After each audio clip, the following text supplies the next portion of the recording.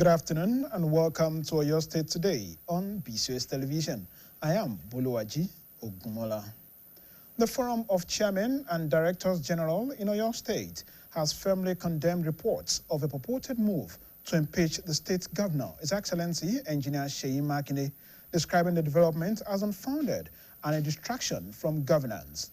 In a statement jointly signed by its chairman, Alhaji Kamaru Aderibibe, and Secretary Prince Adebowale Falana, made available to newsmen on Wednesday, the forum expressed concern over the circulation of what it termed baseless rumors, insisting that no such plot holds merit.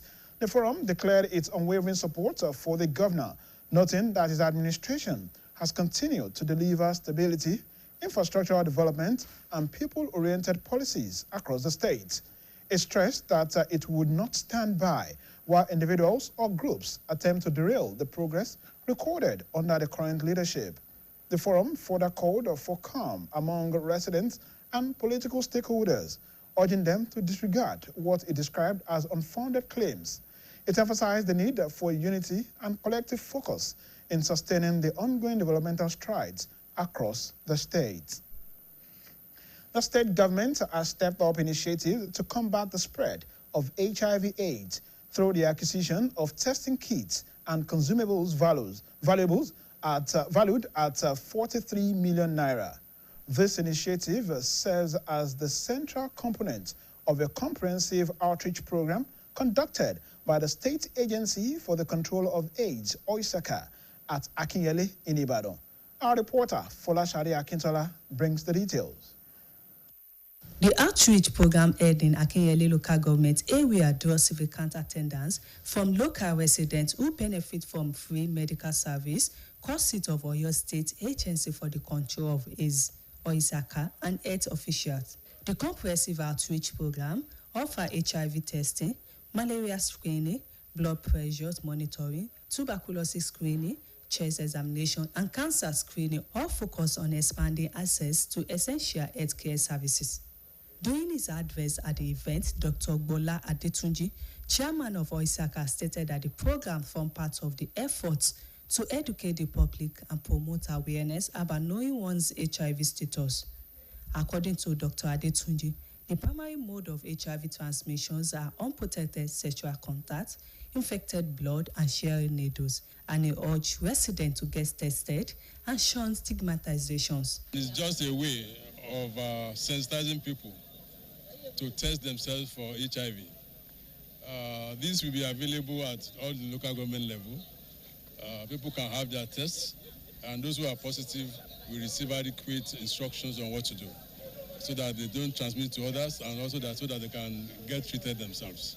But the important message is that HIV is not a death sentence if you follow advice and instructions. In his address to participants, Dr. Wale Falano, coordinating director of OISACA, commended the state government's prioritization of healthcare delivery.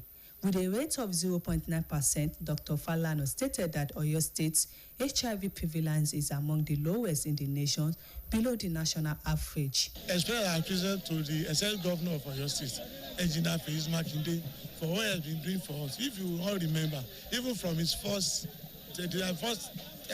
administration, first term, he emphasized on 4 pillars, and health was one of the pillars, and up till now, still one of the pillars, including HIV, and they have been working on it, and they have been giving us everything, and we are trying to reduce prevalence of HIV.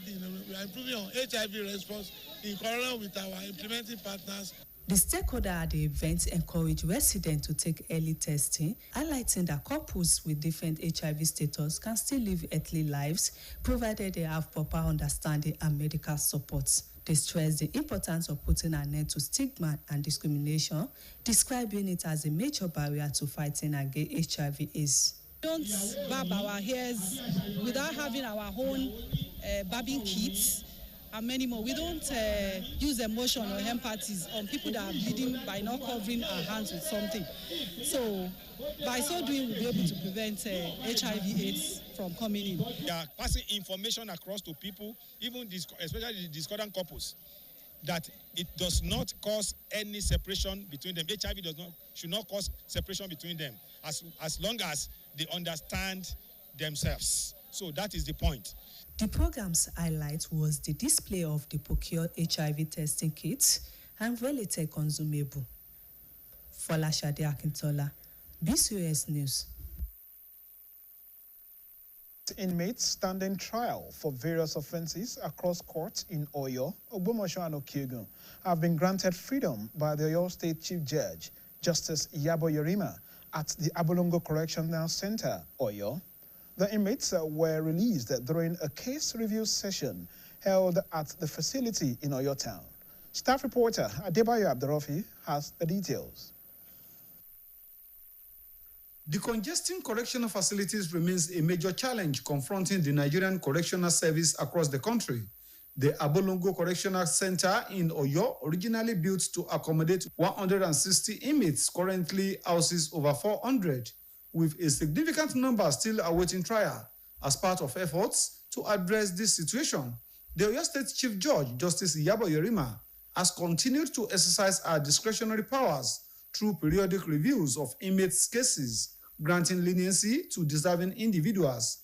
A team of judges led by Justice Iroyin Akintola had on Tuesday commenced the exercise at the Agodi Correctional Center in Ibadan, where over 300 cases were reviewed, leading to the release of 40 inmates on grounds of merit and compassion. On Wednesday, the exercise moved to the Medium Security Custodial Center, Abolongo, Oyo, where 38 inmates were granted unconditional pardon on grounds including ill health, prolonged detention, and in the interest of justice.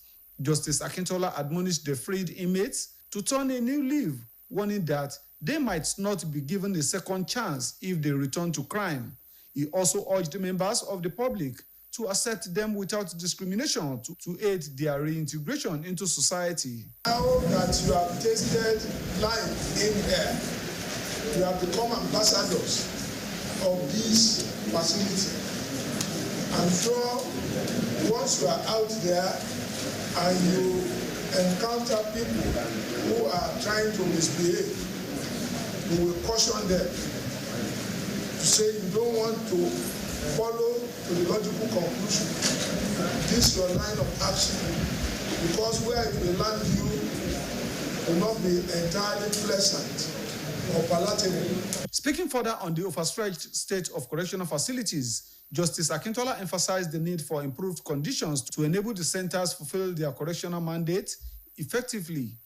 The Controller of Corrections in Oyo State, Olusegun Oshogun, in a message delivered by Deputy Controller of Corrections, Musumola Bolonuduro, alongside Olabode Akadiri, commended the Chief Judge's intervention, noting that overcrowding poses serious health risk to both inmates and correctional personnel. On behalf of the Controller, I appreciate the sustained synergy between the Oyo State Judiciary and the Nigeria Correctional Service.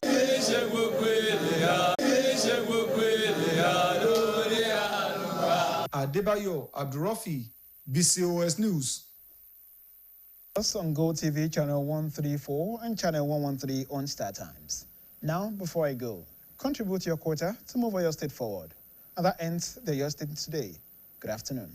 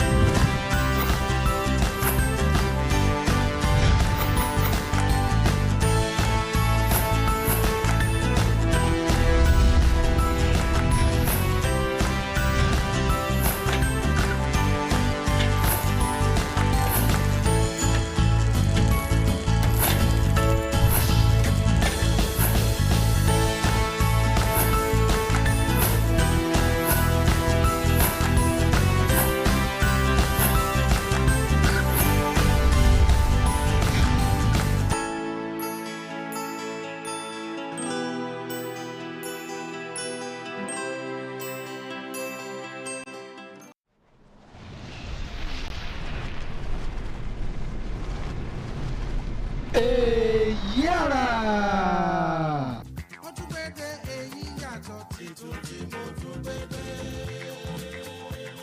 Etí ní kọ̀rọ̀ sí èwe o, ikùn sì ní kọ̀rọ̀ sí àgbà. Bágbà bá ṣègbọ̀nsẹ̀ ìdájí bójúmọ́ bá mọ́, wọ́n sọ ọ́ dìgbọ̀nsẹ̀ ìwé ni. Tọrọmọdé ní í ṣe ni àgbà kan kì í ṣe èèyàn. Ẹ̀túnkù gbúrò ètò Ìyára fún tọ̀sẹ̀ yìí, Yorùbá ló mọ̀ tó pòwe. Wọ́n ní ọmọdé kì í mẹ̀kọ́ jẹ kó mọ̀ra lọ́wọ́. Kí n túmọ̀ ànálẹ̀ òwe yìí gan.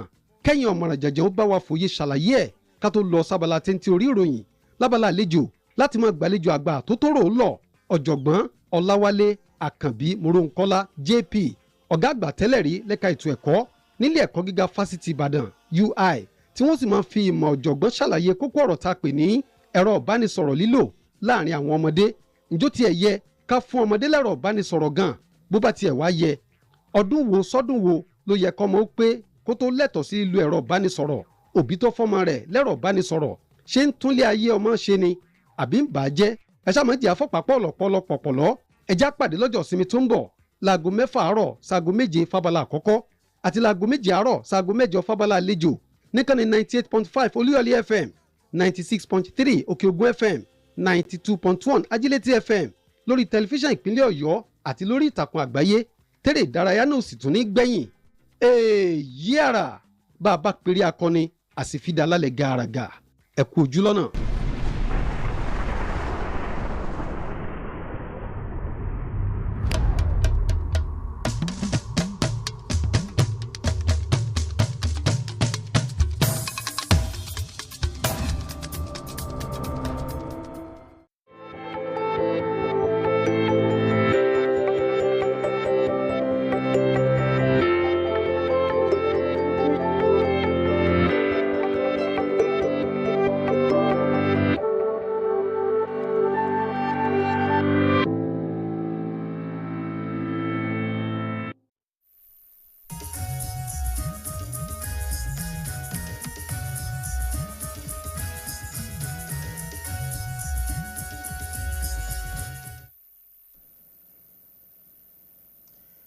Ẹ káàsán àkó àtàrò àkóṣẹ́ lónìí ìròyìn ìpínlẹ̀ Ọ̀yọ́ ọ̀làmúwá fún yín Ayọ̀rìndé Ọlágòkè lórúkọ mi. Ikọ̀ àwọn alága àti olùdarí iléeṣẹ́ lájọlájọ tó jẹ́ tìpínlẹ̀ Ọ̀yọ́ ti kọrojú sí àwọn ìròyìn kan tó ń lọ nípa pé ìgbésẹ̀ láti yọ gómìnà ìpínlẹ̀ Ọ̀yọ́ onímọ̀ẹ̀rọ Ṣèyí Mákindé nípò bí ẹni yọ jìgá. Nínú àtẹ̀jáde tí alága ẹ̀kọ́ náà Alhaji Kamaru Adéríbigbé àti akọ̀wé rẹ̀ ọmọọba Adébọ̀wálé Fálànà fi síta ṣàpèjúwe ìròyìn náà gẹ́gẹ́ bí ètò kù díẹ̀ káàtó tó sì lè ṣèyàn lọ́nà kúrò nínú ìṣèjọba. Ikọ̀ náà gbarata lórí ìròyìn tó jà rìnrìn kiri náà èyí tó ní àhesọ ọ̀rọ̀ nínú tó sì jẹ́ pé àhesọ ọ̀rọ̀ lásán ni. Ikọ̀ àwọn alága àti ọ̀gá àgbà iléeṣẹ́ lájọlájọ ọ̀hún tó jẹ́ tìjọba ìpínlẹ̀ Ọ̀yọ́ wá jẹ́jẹ́ àtìlẹ́yìn aláìlẹ́gbẹ́ wọn fún gómìnà Ṣèyí Mákindé. Bákan náà ni wọ́n fọwọ́ sọ̀yà pé ìṣàkóso rẹ̀ ń ṣe iṣẹ́ èyí tó yẹ kó ṣe pẹ̀lú bí àwọn ó ṣe tẹ̀lé lórí ìfẹsẹ̀múlẹ̀ pèsè ìjọba èyí tí ó jọjú ń gbèsè àti àwọn kan amáyédẹrùn tó ń ṣe fáwọn aráàlú tó fi mọ àwọn àgbékalẹ̀ àwọn ìlànà ìtọ́múdẹ̀rùn bá àwọn aráàlú ní tìbútòrò ìpínlẹ̀ Ọ̀yọ́. Ìjọba ìpínlẹ̀ Ọ̀yọ́ ti fi kún àyàn rẹ̀ láti gbógun ti ìtànkálẹ̀ kòkòrò àrùn HIV/AIDS láti pàṣẹ ríra àwọn nǹkan èlò fún àyẹ̀wò kòkòrò àrùn ọ̀hún èyí tí owó rẹ̀ tó mílíọ̀nù 43 náírà èyí tó sì jẹ́ ara àyàn àjọ ọ̀hún tó wà fún gbígbógun ti ìtànkálẹ̀ kòkòrò àrùn HIV/AIDS Osaka nípínlẹ̀ Ọ̀yọ́ èyí tó wáyé níjọba ìbílẹ̀ Akínyẹlé nílùú Ìbàdàn. Akọ̀rin iléeṣẹ́ wa Fọláṣadé Akíntọ́lá wà níbi tí ètò ọ̀hún ti wáyé. Ìròyìn tó ń bọ̀ rèé ẹ bá mi ká lọ. Ètò ìlera àti àyẹ̀wò náà ló wáyé ní agbègbè ìjọba ìbílẹ̀ Akínyẹlé nílùú Ìbàdàn tó sì ṣe àkójọpọ̀ àwọn olùgbé ìjọba ìbílẹ̀ ọ̀hún tí wọ́n jẹ àǹfààní ètò àyẹ̀wò ìlera ọ̀fẹ́ èyí tí àjọ tó ń rí sí gbígbógun ti ìtànkálẹ̀ kòkòrò àrùn HIV nípínlẹ̀ Ọ̀yọ́ Osaka àti àwọn òṣèré elétò ìlera ṣàgbékalẹ̀ rẹ̀. Ètò àyẹ̀wò lẹ́kùnrẹ́rẹ́ náà ló fi àyè sílẹ̀ fún àyẹ̀wò kòkòrò HIV, àyẹ̀wò àìsàn ibà, ìfúnpá àti ẹ̀jẹ̀ ríru, àyẹ̀wò ikọ́fé, ṣíṣe àyẹ̀wò igbá àyà àti àyẹ̀wò àrùn jẹjẹrẹ. Gbogbo àwọn nǹkan wọ̀nyí ni àfojúsùn rẹ̀ wà lórí kí àwọn èèyàn lè ní àǹfààní sí ètò ìlera tí ó péye. Nínú ọ̀rọ̀ rẹ̀ níbi ètò náà, alága àjọ Osaka dókítà Bọ́lá Adétúnjì jẹ́ kí ó di mímọ̀ pé ètò náà wà lára àyàn àjọ rẹ̀ láti la àwọn èèyàn lọ́yẹ̀ kí wọ́n sì tún lè mọ̀ nípa ipò tí wọ́n wà lórí ọ̀rọ̀ kòkòrò HIV. Gẹ́gẹ́ bí dókítà Gbọ́lá Adétúnjì ṣe wí, ọ̀nà kan gbòógì tí kòkòrò àrùn HIV fi máa ń ràn láti ara ẹnìkan sára ẹlòmíì òní níní ìbálòpọ̀ láì ṣètò ààbò fún láti inú ẹ̀jẹ̀ nìkan bọ́ sínú ẹ̀jẹ̀ ẹlòmíì pàápàá jùlọ àwọn tí ó bá ti ní lára. Lílo abẹ́rẹ́ papọ̀ pẹ̀lú ẹni tí ó ti ní kòkòrò àrùn náà tí ó sì rọ àwọn olùgbé ìjọba ìbílẹ̀ ọ̀hún láti ṣàyẹ̀wò ara wọn kí wọ́n sì tún yàgò fún ìwà ìdẹ́yẹsí. Àrùn AIDS ó gbọ́ oògùn ṣùgbọ́n gbogbo aláàlú lọ ṣe àyẹ̀wò ẹ̀jẹ̀ wa káyọ̀ pé bóyá ní àbá ní ẹni tó bá ní wọ́n á bẹ̀rẹ̀ sí máa fún ní oògùn tí àrùn yóò fi kúrò lára rẹ̀ ẹni tí ò bá ní kó náà má ṣe nǹkan tí ò yẹ kó ṣe. Gbogbo àwọn ọmọ wa kéékèèké tó ń lo oògùn olóró pẹ̀lú abẹ́rẹ́ tó ń dẹ̀ jọ ń fi abẹ́rẹ́ wọ́n á tó gán nìkan wọ́n á tó fi gán lòmíì kán má ṣe bẹ́ẹ̀ mọ́ torí ọ̀nà tó ń tún jẹ gba AIDS náà tún nìyẹn. Nínú ọ̀rọ̀ tí ó bá àwọn olùkópa níbẹ̀ sọ, adarí alákòóso àjọ ONSACA dókítà Wálé Fálànà lu ìjọba ìpínlẹ̀ Ọ̀yọ́ lọ́gọ ẹnu fún bí ó ṣe mú ọ̀rọ̀ ètò ìlera àwọn èèyàn lọ́kùnkúndùn. Pẹ̀lú ìdápéréte tí ò tó ẹyọ kan rárá, dókítà Fálànà ṣàlàyé pé ìpínlẹ̀ Ọ̀yọ́ wà lára àwọn ìpínlẹ̀ tí ó kéré jùlọ táwọn èèyàn tó ní kòkòrò àrùn HIV lára ti kéré. Àwọn tọ́rọ̀ kan tí ó wà níkàlẹ̀ níbi ètò ọ̀hún rọ àwọn olùgbé ìjọba ìbílẹ̀ náà láti tètè ṣe àyẹ̀wò kòkòrò HIV pẹ̀lú àlàyé pé àwọn lọ́kọ-láya tí ẹnìkan bá ní kòkòrò àrùn HIV lára ṣe lè jọ gbé papọ̀ lálàáfíà lódiwọ̀n ìgbà tí wọ́n bá ti ní àgbọ́yé láàrin ara wọn pẹ̀lú àtìlẹ́yìn àwọn onímọ̀ ṣègùn òyìnbó. Wọ́n tún sọ̀rọ̀ nípa pàtàkì fífi òpin sí ìdẹ́yẹsí àti yíya àwọn tó bá ní kòkòrò àrùn HIV lára sọ́tọ̀. Wọ́n ṣàpèjúwe rẹ̀ gẹ́gẹ́ bí ìṣòro ńlá nínú gbígbógun ti ìtànkálẹ̀ kòkòrò àrùn ọ̀hún. Ọ̀yọ́ state láti mọ̀ wípé kòkòrò àrùn AIDS o as far as bí Ọ̀yọ́ state ṣe jẹ́ àti tọ́jú rẹ̀ àti ṣe àyẹ̀wò rẹ̀ ọ̀fẹ́ ni kò dẹ̀ wá sí ilé ìwòsàn wa tẹ́ ẹ bá dẹ́sẹ̀ wọ̀ báyìí ní Ọ̀yọ́ state lóko nílé lẹ́yìn odi. Educate àwọn tí ó jẹ́ lọ́kọ-láyà tí ọkọ ní tíyàwó ò ní àbí tí ìyàwó ní tọkọ ní so ìyẹn ò mú ìjà wá ìyẹn ò mú ìyapa wá níwọ̀nba ìgbà tí ohun tá à ń fẹ́ ni pé kí ìgbọ́ra ẹni yé kó wà láàrin lọ́kọ-láyà torí pé ìgbà tó ń fẹ́ra wọn láti ilẹ̀ kì í ṣe bọ́n ṣe fẹ́ra wọn nìyẹn. Lára àwọn kan tó wáyé níbi ètò náà ní ṣíṣe àfihàn àwọn nǹkan èlò àyẹ̀wò kòkòrò HIV àti àwọn ètò mìíràn. Iroyin Ipinle Oyo ló ròyìn fún iléeṣẹ́ BCOS. Èèyàn méjìdínlógójì tí wọ́n fi oríṣiríṣi ẹ̀sùn kàn jákèjádò àwọn ọgbà ẹ̀wọ̀n tó wà nílùú Ọ̀yọ́, Ògbómọ̀ṣọ́ àti Òkè Ògùn ni wọ́n ti gba òmìnira láti ọwọ́ adájọ́ àgbà nípínlẹ̀ Ọ̀yọ́ onídàájọ́ Ìyábọ̀ Yẹ̀rímà níbùdó ìtúnirọ̀ ìwà ẹ̀dá Abolongo tó wà nílùú Ọ̀yọ́. Àwọn èèyàn yìí ni wọ́n tú sílẹ̀ lẹ́yìn tí wọ́n ṣe àtúngbéyẹ̀wò ẹ̀sùn èyí tí wọ́n kà sí wọn lọ́rùn lọ́gbà àtúnirọ̀ ìwà ẹ̀dá tó wà nílùú Ọ̀yọ́ náà. Akọ̀rin iléeṣẹ́ wa Adébáyọ̀ Abdulrafi bá wọn péjú síbẹ̀. Àlàyé tó ń bọ̀ rèé lẹ́nu Bùnmi Elégbèdé. Mímú àdínkù bá bí ọgbà àtúnrọ̀ ṣe ń kún àkúnfàyà jẹ́ ìpèníjà kan gbòógì tó ń kojú ẹ̀ka náà ní tìbútòrò orílẹ̀-èdè yìí. Ọgbà àtúnrọ̀ Abolongo nílùú Ọ̀yọ́ ni wọ́n kọ́ láti gba ẹlẹ́wọ̀n 100, àmọ́ ní báyìí èèyàn tó lé ní 400 ni wọ́n wà níbẹ̀ tí ọ̀pọ̀ sì ń dúró de ìdájọ́ wọn.